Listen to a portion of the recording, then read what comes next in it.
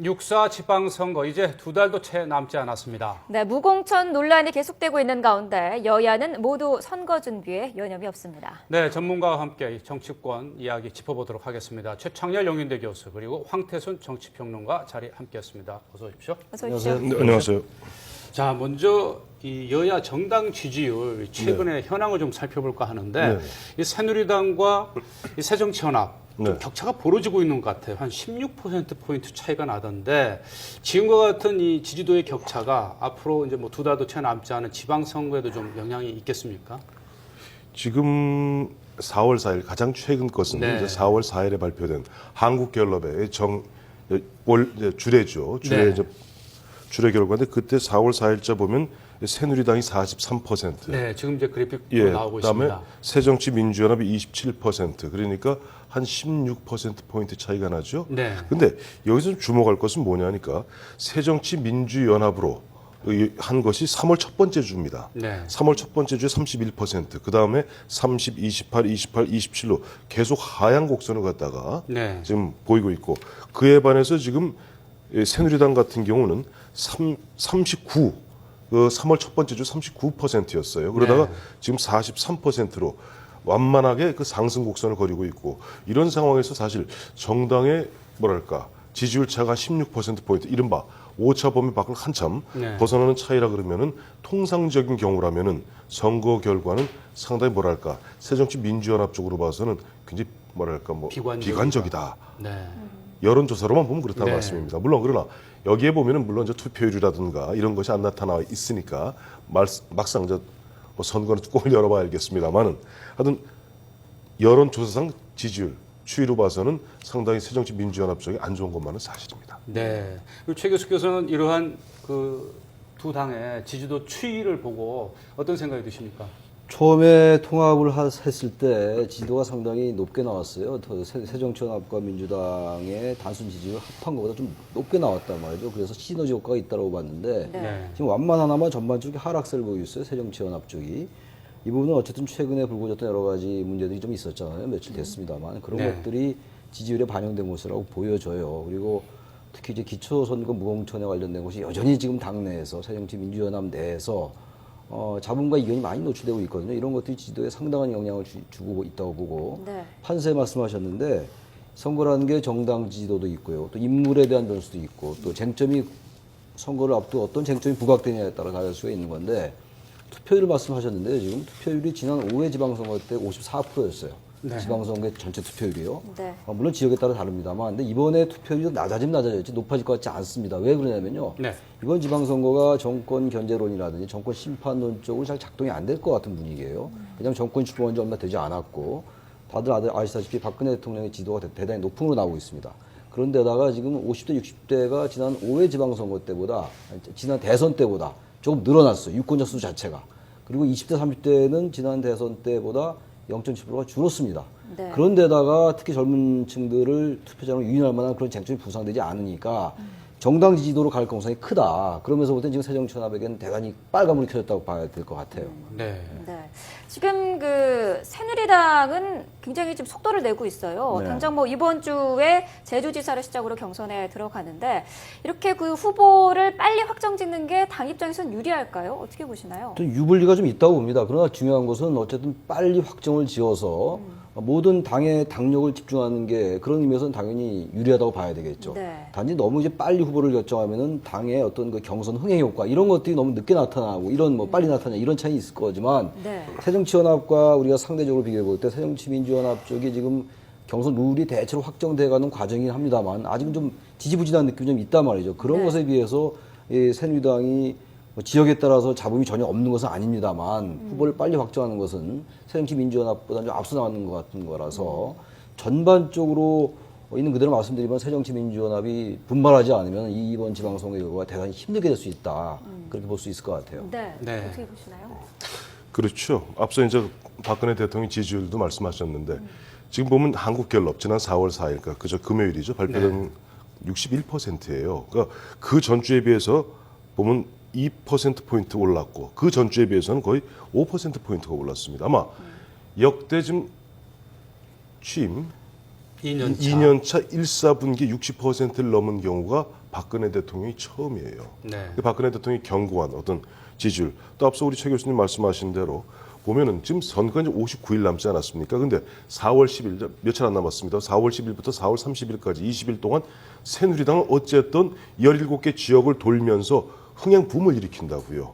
그런 붐을 일으키는 가운데 5월 달 되고 그 붐을 피해서 뭐 새정치민주연합에서 후보를 결정한다 하더라도 5월 15일은 후보 등록하게 됩니다. 그러니까 대충 그 정도 분위기 되면 판세가 상당히 기울어져 버려요. 그래서 뭐 조금 이 경우하고 다릅니다만은 역대 1987년 대선 이후에 2012년 대선 때까지 묘한 하나의 법칙이 있습니다. 여야 중에서 항상 후보가 먼저 된 쪽이 항상 대통령이 됐습니다. 그래서 후보를 먼저 결정하는 쪽이 아무래도 보면은 좀 끌어당기는 유권자들의 시선을 끌어당기는 그런 힘이 있을 뿐더러 사실 이번에 민주당이 지난 2010년에는 사실 의회에 압승을 했었거든요. 네. 그러니까 새정치연합이 이제 그 민주당 후신이 새정치민주연합인데 여기서 어떻게 보면 디펜딩 챔피언 입장입니다. 그런 입장에서 아무래도 조금 여러 가지를 버거운 차에다가 지금 집권 2년 차에 강한 대통령의 지지율을 등에 업고 새누리당에서는 이렇게 뭐랄까 바람을 일으킨다고 그러잖아요. 20일 동안 바람을 일으키면은 사실 앞서 우리 최 교수님 말씀하셨습니다만은 빨간불이 켜졌다. 새정치민주연합 쪽에서 그 부분에 있어서 아마 별로 이론을 제기할 사람은 없을 것 같아요. 네.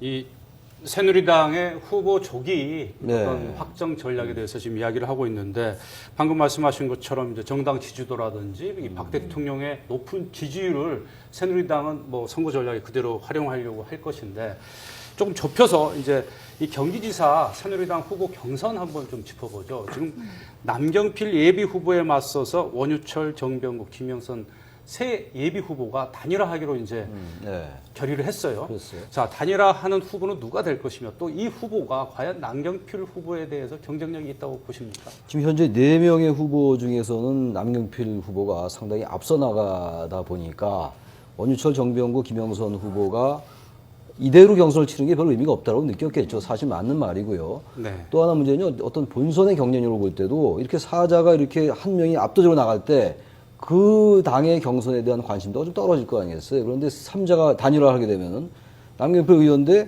원유철, 정명국, 김영선 셋 중에서 한 명이 되는 사람이 1대1로 경선을 갖게 되면요. 다시 주목도가 올라갈 수 있어요. 네. 그런 부분도 새누리당이 경선에서 상당히 그 좋은 전략을 짜는 것 같고 그래서 세 후보 중에서 누가 더 유리할지는 그건 뭐 지금 여기서 예단하기 좀 어려울 것 같고 좀 적절치도 않은 것 같고요. 어쨌든 상당히 경기도 경선도 주목도를 많이 높일 수 있다는 측면에서 볼 때는 본선 경쟁력에서 유리하게 작용하겠습니다. 그런 면에서 보니까 원유철하고 정병국, 김영선 전 의원이 머리를 아주 잘 쓴 거예요. 이 세 분이 어쨌든 먼저 당에다 요구했잖아요. 우리를 갖다가 당에서 좋다. 당신들 이야기대로 5차 범위 내에서 서로 우리 셋이 다툰다면은 1등이 남경필 의원이라는데 우리 이론 제기하지 않겠다. 근데 우리 세 명을 하나로 압축해달라고 얘기했던 거예요. 양자 대결 구도로. 그렇게 함으로써 지금 경기도 지금 경선일이 24일 아닙니까? 오늘 아마 지금 여론조사하고 있는 것으로 알고 있는데요. 아마 저도 뭐 이렇게 저렇게 취재를 좀 해왔더니 이 세 분이 난용난자랍니다. 비슷비슷하대요. 그러니까 어떤 결과가 나오든 아주 다이나믹하게 한 분으로 단일화될 것이고 단일화된 한 분하고 지금 남경필 의원이 뭐 1등인 것은 뭐 그건 공지의 사실이니까 이 두 분이 24일까지 이 경기도가 인구가 1,200만입니다. 거기 갖다 돌면서 순회 경선하면서 하면은 굉장히 다이나믹한 그런 어떤 뭐 경선이 되지 않겠는가 예상해 보고 있습니다. 네. 그 서울시장의 그 새누리당 경선에서는 지금은 뭐 정몽준 의원의 독주가 이어지고 있는데 앞으로 이 경선에서 남은 변수가 있을까요? 그래서 지금 경선까지 4월 30일 날인가요? 경선이 그렇죠. 뭐 시간이 꽤 남았죠. 그래서 여러 가지 변수는 뭐 돌발 변수가 있을 시간은 충분해요. 지금 그런데 아무튼 정몽준 의원의 지지도에 비해서 김항식 후보의 지지도가 영 안 인지도가 안 올라가는 것 같아요. 네. 상당히 여러 뭐 이른바 노이즈 마케팅도 했고 여러 가지 뭐 본이건 본이 아니건 간에 그럼에도 불구하고 인지도가 따라가지 못하는 것 같고요. 특히 이번 최근의 경우에는 오히려 그런 격차가 좀 벌어진 추세고 그렇습니다. 그래서 김항식 후보가 특단의 조치를 취하지 않으면은 현재 새누리당 경선 얘기입니다만 정의 쪽으로 굳어질 가능성도 배지 못할 것 같아요. 그런 측면에서 내일 첫 번째는 TV 연설은 굉장히 우리가 주목해서 봐야 될 겁니다. 왜냐하니까 김항식 전 총리 같은 경우는 2년 4개월 동안 국무총리로서 보면 또 국정 전반을 갖다 다뤄보지 않았습니까? 또 그 전에 감사원장도 1년간 하셨고, 그러니까 그와 같이 어떻게 보면 TV 토론을 통해서 이해운 전 최고도 굉장히 강점을 갖고 있고 그다음에 정몽준 의원도 보면 7선 의원 하시면서 좀 보면 여유가 있죠. 그러니까 내일 TV 첫 토론회 이것이 여기서 어떤 앞서 우리 최 교수님 말씀하셨던 그 TV 토론에서의 뭐랄까 확 끌어당기는 것을 갖다가 김학지 전 총리가 연출해낼 수 있다면은 네. 그거는 앞서 말씀하신 또 하나의 어떤 변수가 될 수 있는 것 또한 사실이죠. 네, 어떻게 보면 또 지금부터 경선이 정말 본격적으로 4월 시작된다. 말이니까요. 네. 시간이 꽤 그렇게 많이 볼수 있는 남아있죠. 거죠. 게다가 이제 정몽준 의원의 경우는 좀 개발 사업 쪽에 중점 두는 것 같아요. 김항식 후보는 네. 뭐 그쪽하고는 좀 다른 쪽이니까 지금 우리 황 의원님 말씀하신 것처럼 어떠한 쟁점을 내놓냐에 따라 가지고 바뀔 뭐 가능성은 충분히 있다고 보여지죠. 네. 네. 이 TV 토론 기대가 되고요. 자, 이제 새정치민주연합 얘기를 좀 하죠. 이제까지 새누리당 얘기를 했으니까. 기초선거 무공천 논란이 굉장히 치열한 것 같습니다. 특히 이 안철수 공동대표가 그제였죠. 이 청와대까지 가서 이 박근혜 대통령과의 면담을 신청을 했고 내일까지 답을 달라고 했습니다. 먼저 우리 최 교수께서 어떻게 보고 계십니까? 글쎄요, 일단 저는 그 안철수 대표가 청와대에 간 그 모습은 썩 좋아 보이진 않았어요. 물론 기초선거 무공천에 대해서 대통령이 응답하지 않는 것, 그 자체도 대단히 좀 비판받아 마땅한 일이라고 봅니다만, 네. 그 정치 문법이라는 게 130명의 야당 대표가 말이죠. 물론 진정성 있게 다가갔다 볼 수 있는 측면이 있다 하더라도요. 격이라는 게 있는 거고 의존이라는 게 있는 겁니다. 기본적으로 그렇게 된다면 마치 야당이 너무 초라해지는 거고요. 156석 대 130석입니다. 지금 큰 차이도 안 나고 있어요, 지금. 근데 그런 식으로 야당 대표가 민원실에 와서 민원 이걸 작성하고 이런 것들은 보는 관점에 따라 다를 수 있겠습니다만 그게 과연 그렇게 임팩트 있게 보일 것인가라는 문제를 하나 제기하고 싶고 네. 보다 강력하게 다른 방법을 요구할 필요가 있을 것 같아요. 그냥 야당 대표 갔으니까 이렇게 다급하다라는 것밖에 보여주지 않는 그런 결과. 그러다 보니까 당내 여전히 또 지금 완전히 이른바 얘기하는 화학적 결합이 잘 안 되는 상태 아닙니까? 그럼 반대쪽에 생각 가진 사람들은 하나의 또 빌미를 잡을 수도 있다고 보여져요. 그러다 보니 이게 자꾸 잡음이 노출되는 거거든요. 그래서 무공천 문제에 대해서는요, 좀 너무 언론적인 얘기긴 합니다만 청와대도 그렇고요, 새누리당도 그렇고 그럼 무시질하고 나가면 안 됩니다. 야당 대표 얘기한 건 응답해야죠. 그것을 청와대를 왜 정쟁의 중심을 끌어들이냐, 그 논법도 맞지 않은 논법이에요. 왜 청와대가 정쟁의 중심을 끌어들인 게 아니라 청와대에 계신 박근혜 대통령 후보 시절에 공약한 사항이니까 새누리당 원내대표가 사과했으나 대통령이 사과하는 것도 또 일리가 있는 겁니다.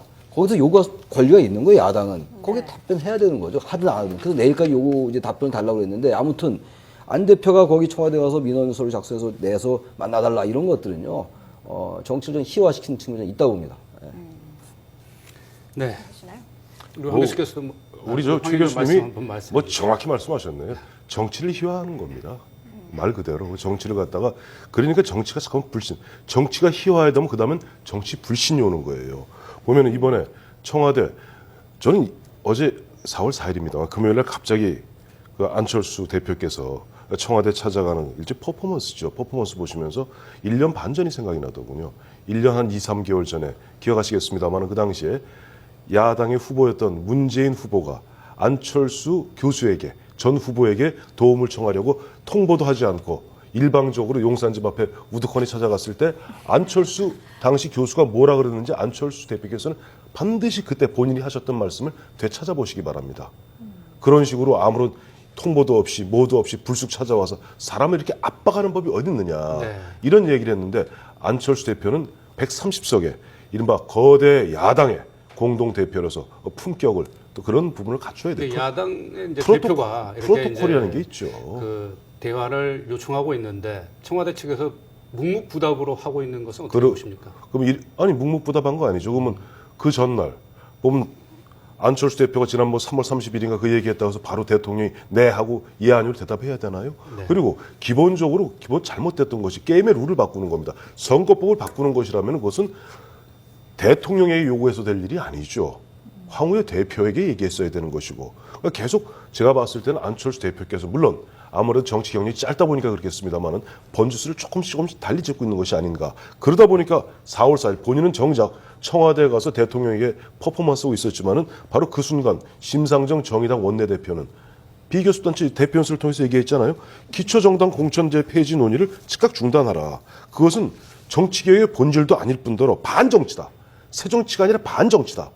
라고 얘기하고 있어요. 그러니까 이런 부분에 있어서 사실 안철수 대표 또 김한길 대표 마찬가지입니다만은 내가 얘기했으니까 무조건 거기에 따라와야 된다, 응해야 된다 이런 식으로 어떻게 고집 피우는 것 그 자체가 본인이 이야기하는 어떤 뭐 소통을 소통 중심의 새 정치하고는 좀 거리가 있는 게 아닌가 하는 생각이 들어요. 기초선거 그 공천 얘기는요, 물론 이제 여야가 해결해야 될 문제예요. 네. 지금 또 특히 이제 무공천하려면 정당을 탈당해야 되잖아요. 그것도 고치면 이런 문제가 안 생길 수도 있어요. 사실은 지금 새정치민주연합은 대단히 어렵게 된 게 무공천으로도 상당히 불리합니다만 탈당을 해야 된단 말이죠. 네. 정당의 하부가 무너질 수 있는 상황이거든요. 그런 상황 속에서 얘기를 했으면 사실은 다 아시다시피 당청 관계라는 게 지금 이런 상황을 청와대에 교감 없이 새누리당이 자율적으로 결정할 수 있는 권한이 잘 없는 거 아닙니까, 사실? 네. 지난해부터 계속 제기돼 왔던 문제인데 그렇기 때문에 청와대 요구한 겁니다. 그래서 이거를 너무 기계적으로 이건 여야가 해결할 문제인데 왜 청와대 요구하냐라는 논리는 형식 논리는 맞다 하더라도요. 현실적으로는 사실은 좀 미약한 부분이 있어요. 그래서 이건 빨리 응답해야 됩니다. 만나든 안 만나든. 근데 그렇게 대선 공약이었기 때문에 지금 이러한 또 퍼포먼스를 하고 있는 거 아니겠습니까? 최 국장님, 네. 우리나라 역대 대통령 대선 공약 100% 지킨 대통령이 있습니까? 네. 예를 들어서 바로 노무현 대통령부터 한번 볼까요? 노무현 대통령 뭐라고 그랬습니까? 수도 이전하겠다고 그랬습니다. 그러나 그 수도 이전이 위헌 문제가 걸리니까 결국 행정복합도시를 바꾸는 거예요. 알겠습니다. 그만큼 공약은 바뀔 수 있는 겁니다. 네. 마치 안철수 대표가 본인이 이야기했던 약속을 얘기합니다만 본인이 1월 21일 날, 2월 17일 날 발기인대회 하면서 했던 이야기 약속 못 지키면서 이런 얘기했죠. 더 큰 새정치의 약속을 지키기 위해서 자기가 보면 연대한다고 얘기하고 있어요. 네. 자, 이와 같이 보면 수정하고 변경될 수 있는 것이지 그것이 본인은 바꾸면서 상대방에 대해서는 그렇게 가혹하게 이야기하는 것은 그건 새정치의 본질이 아니라고 봅니다. 전 네. 무공천 자체도 중요합니다만 사실 네. 무공천이 새정치의 전부일 수 없습니다. 또 국민들은 큰 관심도 없어요. 민생 네. 관련된 문제가 아닌데 전 보다 다른 걸 지적하고 싶은 게 왜 항상 이런 어쨌든 정치권이 굉장히 중요한 핫 이슈 아닙니까? 항상 왜 이런 문제가 나올 때마다 국정 문제도 그랬고 이런 문제도 그렇고 결은 다른 문제입니다. 왜 청와대는 항상 이렇게 무시 전략으로 일관한 것처럼 보이는 듯한 오해를 주냐 이런 얘기입니다. 바로 대통령 아무거나 얘기할 수 있어야 돼요.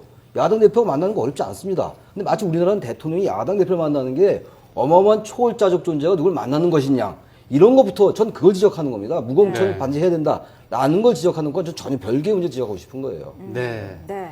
자, 다음 질문으로 이어가죠. 네. 지금 그 새정치민주연합 앞서서 뭐 지지율 반짝 올랐었다 얘기를 하셨는데 지금 하향 곡선을 그린 지가 꽤 오래됐거든요. 그렇죠. 반등할 수 있는 기회가 있을까요? 현재 참 하기 어려운 얘기인데 현재 특별한 변곡점이 생기지 않는 한 반등하기 어려울 것 같아요. 지금 보십시오. 안철수 대표가 이제 청와대 찾아간 것이 저도 뭐 비판적으로 얘기했습니다만 퍼포먼스라 뭐 이런 얘기가 나올 정도란 말이죠. 네. 그만큼 다급함의 상징적인 표현이거든요. 그게 6.15 선언과 14서 공동선언을 넣을까 말까 하는 그런 문제도 있었고 기초선거 무공천은 지금 현재 진행형이고 네.